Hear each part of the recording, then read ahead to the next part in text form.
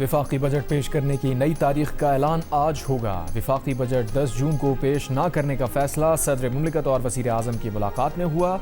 صوبوں کی طرف سے 1700 ارب روپے وفاق کو فراہم کرنے کا فیصلہ تکنیکی کمیٹیز کریں گی۔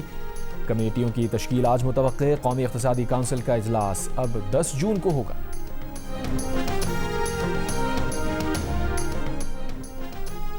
ایوان صدر میں وزیر اعظم شہباز شریف اور صدر مملکت آصف علی زرداری کی ملاقات۔ صدر مملکت کا بجٹ میں عوامی فلاح اور صوبوں کے حقوق کو ترجیح دینے پر زور۔ ایوان صدر سے جاری اعلامیے کے مطابق ملاقات میں قومی سلامتی، داخلی علاقائی صورتحال پر تبادلہ خیال کیا گیا۔ معیشت، بجٹ، گلگت بلتستان کے انتخابات کے علاوہ آزاد کشمیر کی صورتحال اور قومی اہمیت کے امور پر گفتگو کی گئی۔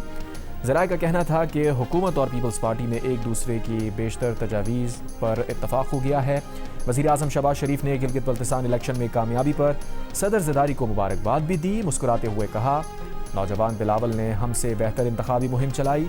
صدر زرداری نے بھی مسکراتے ہوئے جواب دیا، آخر بیٹا کس کا ہے؟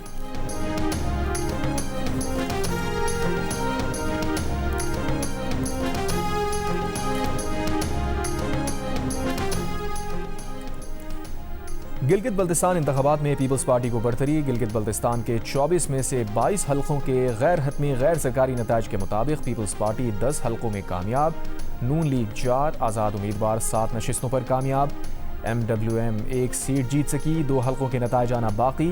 ذرائع کے مطابق گلگت بلتستان میں مسلم لیگ نون اور PP کے اتحاد سے حکومت بننے کا امکان وزیر اعلیٰ پیپلز پارٹی کا ہوگا، گورنر نون لیگ کا ہو سکتا ہے۔ Chairman Peoples Party Bilawal Bhutto Zardari کی گلگت بلتستان انتخابات میں جیت پر جیالوں کو مبارکباد۔ کہا، پاکستان پیپلز پارٹی سب سے بڑی جماعت بن کر ابھر رہی ہے، حکومت بنانے کی کوشش کریں گے۔ پیپلز پارٹی کے نائب صدر شہری رحمان نے جیت پر آصفہ اور بلاول بھٹو کو خراج تحسین پیش کیا۔ کہا، گلگت بلتستان کے عوام نے ترقی، جمہوریت اور خدمت کے ایجنڈے کو ووٹ دیا۔ وزیر اعلیٰ سندھ مراد علی شاہ نے کہا، GB کی عوام نے ایک بار پھر پیپلز پارٹی پر اعتماد کا اظہار کیا۔ راجہ پرویز اشرف نے انتخابات میں کامیابی کو بلاول بھٹو اور خاتون اول آصفہ بھٹو زرداری کی محنت کا نتیجہ قرار دیا۔ مرکزی سیکریٹری جنرل پیپلز پارٹی نیر بخاری نے الیکشن کمیشن سے تمام نتائج جلد جاری کرنے کا مطالبہ کیا۔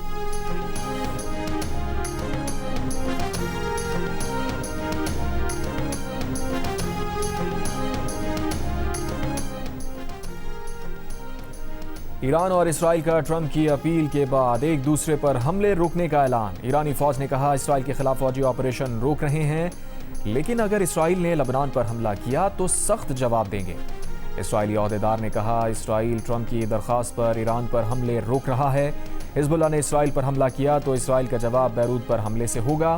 ایرانی صدر مسعود پزشکیان نے کہا، ایران نے نہ محاذ چھوڑا ہے، نہ ہی مذاکرات کا راستہ ترک کیا ہے، ترجیح ایران کی سلامتی اور اپنے لوگوں کا امن ہے۔ جنگ بندی سے پہلے ایران اور اسرائیل کے ایک دوسرے پر میزائل حملے۔ تل ابیب، حیفا، تہران، کرج، اصفہان اور کرمانشاہ اور تبریز دھماکوں سے گونج اٹھے۔ اسرائیل کا ایران کے محشے میں پیٹروکیمیکل کمپلیکس کو نشانہ بنانے کا دعویٰ۔ ایران نے پلانٹ کو نقصان پہنچنے کی تصدیق کر دی۔ ایران کا جواب میں نواتم اور تل نوف بیسز پر حملہ۔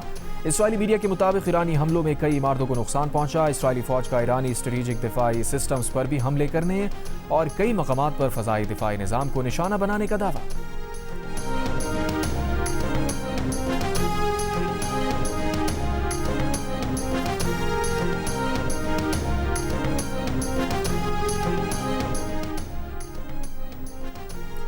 نیتن یاہو پر واضح کر دیا، ایران کے خلاف جنگ کی صورت میں خود کو میدان میں اکیلے پائے گا۔ امریکہ کے صدر ڈونلڈ ٹرمپ کی اسرائیلی میڈیا سے گفتگو۔ کہا، نیتن یاہو نے ایران پر حملے سے دیر سے آگاہ کیا، تاہم حملے میں کمی کرنے میں کامیاب رہا۔ کشیدگی میں کمی کے لیے 5 علاقائی ممالک نے رابطہ کر کے اسرائیلی وزیر اعظم پر دباؤ ڈالنے کی درخواست کی تھی۔ اسرائیلی وزیر اعظم سے رابطہ کر کے واضح الفاظ میں کہا، نئی جنگ چاہتا ہوں، نہ ہی گرین سگنل دے سکتا ہوں۔ ایران کی پاسداران انقلاب قدس فورس کے کمانڈر اسماعیل خانی کا کہنا ہے کہ ابنائے ہرموز سے باب المندب، خلیج سے بحیرہ احمر تک مزاحمت کی نئی حفاظتی پٹی قائم کی جائے گی۔ ایرانی پارلیمنٹ کے اسپیکر محمد باقر غالیباف نے کہا کہ بحری ناکہ بندی کو دشمن کی ایک اور شکست میں بدل دیں گے۔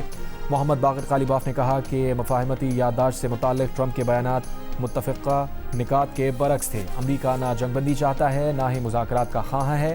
بولے ہمارا مقصد جنگ کا خاتمہ، پائیدار امن و استحکام کا قیام ہے۔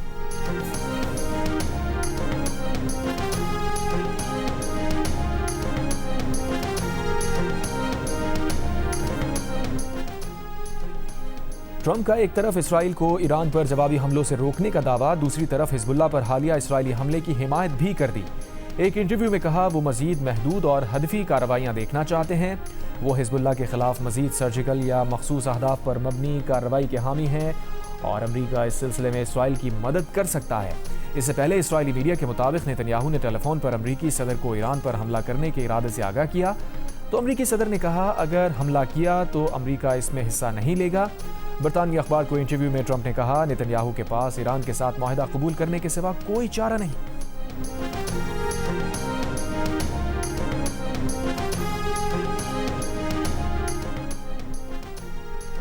ترجمان آزاد کشمیر حکومت کا کہنا ہے کہ کشمیر کے عوام نے احتجاج کی کال مسترد کر دی ہے۔ آزاد کشمیر کے مختلف اضلاع اور کوہالہ میں زندگی معمول کے مطابق رواں دواں ہے۔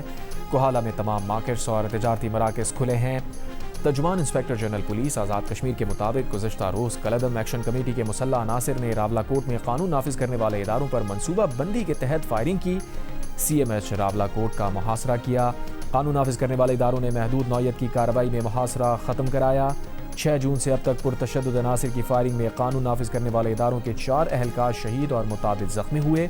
شہداء میں راولاکوٹ پولیس کے 3 اور فرنٹیئر کانسٹیبلری کا 1 اہلکار شامل۔ کلعدم ایکشن کمیٹی کے 3 افراد اپنی ہی فائرنگ میں مارے گئے۔ 7 جون کو راولاکوٹ میں شہید آزاد کشمیر پولیس اہلکاروں کی نماز جنازہ ادا۔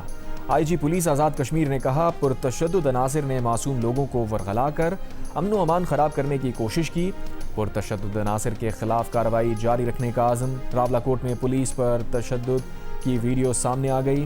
حکام کے مطابق شرپسندوں نے سیدھی گولیاں چلائیں، لاش کی بے حرمتی کی گئی۔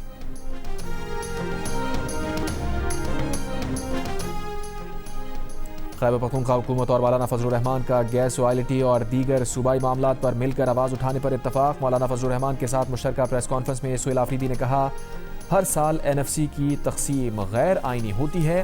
این ایف سی میں ہمارے صوبے کو کچھ نہیں مل رہا، یہ اسے آپس میں تقسیم کر رہے ہیں۔ پنجاب حکومت خیبر پختونخوا کو گندم کی ترسیل مسلسل روک رہی ہے۔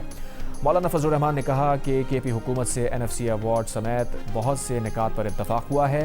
اس سے پہلے سہیل آفریدی نے بجٹ معاملات پر وفاقی وزیر احسن اقبال اور حکومتی مذاکراتی ٹیم سے بھی ملاقات کی۔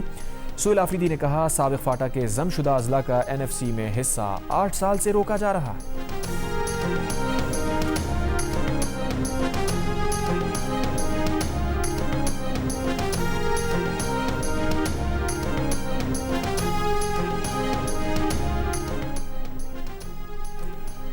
وفاقی ترقیاتی بجٹ میں سکھر حیدرآباد موٹر وے کے لیے آئندہ سال کتنے فنڈز رکھ رہے ہیں؟ سینیٹر پرویز رشید کا سینٹ کی قائمہ کمیٹی مواصلات اور منصوبہ بندی کے مشترکہ اجلاس میں سوال۔ سیکریٹری منصوبہ بندی نے بتایا 20 ارب روپے تجویز کیے ہیں۔ چیئرمین این ایچ اے کا کہنا تھا کہ منصوبے کے لیے 70 ارب روپے مانگے گئے ہیں۔ سینیٹر شہادت اوان بولے 70 ارب روپے کی ڈیمانڈ پر 20 ارب روپے تو زیادتی ہے، اس طرح تو موٹر وے 12 سال میں بھی مکمل نہیں ہوگی۔ جام سیف اللہ خان نے این ایچ اے کو کرپٹ ادارہ قرار دیتے ہوئے اسے صوبوں کے حوالے کرنے کا مطالبہ کیا۔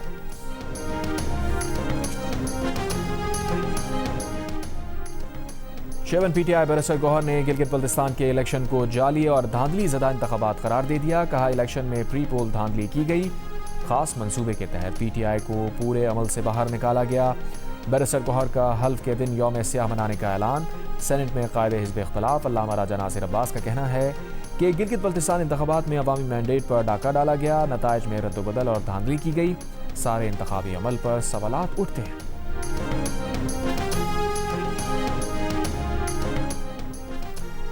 تحریک انصاف کے ناراض ارکان کے پی اسمبلی کا مشاورتی اجلاس۔ پارٹی پی ٹی آئی کی رہائی کے لیے پیش رفت نہ ہونے پر تشویش کا اظہار۔ صوبائی حکومت اور اپوزیشن قیادت کی ملاقاتوں پر بھی تحفظات کا اظہار۔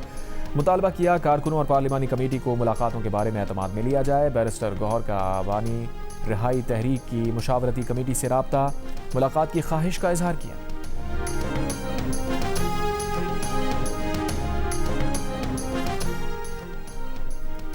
وزیر مملکت برائے قانون بیرسٹر عقیل ملک نے کہا ہے کہ کلعدم ایکشن کمیٹی کے رہنما کی مبینہ آڈیو نے کئی حقائق سے پردہ اٹھا دیا ہے۔ اگر اس کی تصدیق ہو جاتی ہے تو یہ تنظیم کے خلاف کارروائیوں کا مضبوط جواز بنے گا۔ وزیر مملکت برائے داخلہ طلال چودھری نے کہا، یہ مبینہ فون کال کا معاملہ انتہائی سنگین ہے۔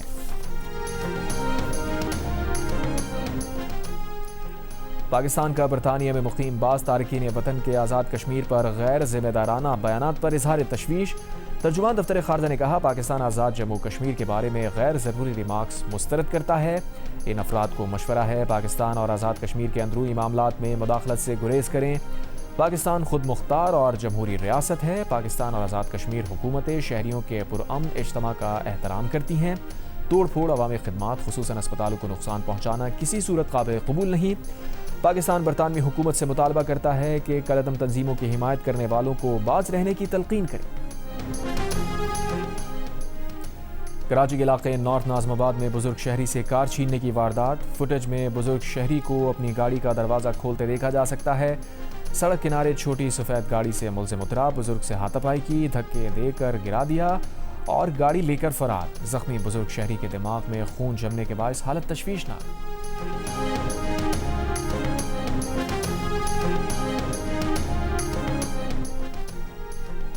کوئٹہ میں تیزاب گردی سے متاثر ہونے والی خاتون ڈاکٹر ماہنور کراچی کے نجی اسپتال میں زیر علاج۔ اسپتال ذرائع کے مطابق ڈاکٹر ماہنور کے ہونٹ اور ناک پر گہرے زخم آئے۔ منگل کو ان کی پلاسٹک سرجری کی جائے گی۔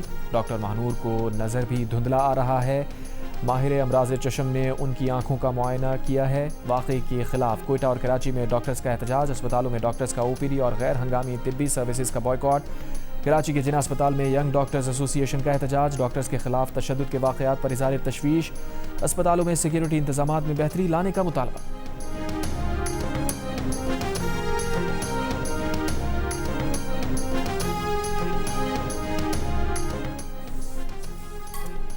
خلیج عمان میں ماریوکس نامی خالی آئل ٹینکر کو ناکارہ بنا دیا گیا۔ امریکی فوج کا بیان، آئل ٹینکر ایران کی طرف جا رہا تھا۔ بتایا 13 اپریل سے جاری ایرانی بندرگاہوں کی ناکہ بندی کے دوران 134 تجارتی جہازوں کو واپس بھیجا گیا۔ ناکہ بندی حکم کی تعمیل نہ کرنے والے 7 جہاز ناکارہ بنائے، 42 امدادی جہازوں کو گزرنے دیا گیا۔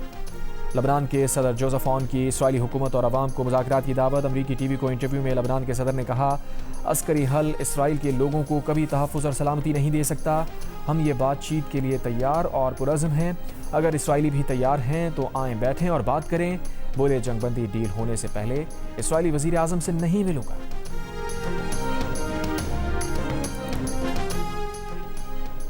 فیفا کی جانب سے فٹ بال ورلڈ کپ کے لیے نامزد ریفری کو امریکہ میں داخلے سے روک دیا گیا۔ عمر عبدالقادر آرتان کو میامی پہنچتے ہی ترکی کی پرواز پر بٹھا دیا گیا۔ عمر آرتان کو 2025 کا بہترین افریقی ریفری قرار دیا گیا تھا۔ صومالی سفارت خانے نے ریفری کو سفارتی پاسپورٹ بھی فراہم کیا تھا۔ فٹ بال ورلڈ کپ کھیلوں کا سب سے بڑا میلہ ہے اور کراچی میں لیاری وہ مقام ہے جو دہائیوں سے اس میلے کو ایسے ہی جوش و خروش سے مناتا آ رہا ہے۔ میگا ایونٹ میں اب صرف 2 دن باقی ہیں اور لیاری میں میسی، نیمار اور رونالڈو کی جرسیاں پہنے بچے اس جشن کو سیلیبریٹ کر رہے ہیں۔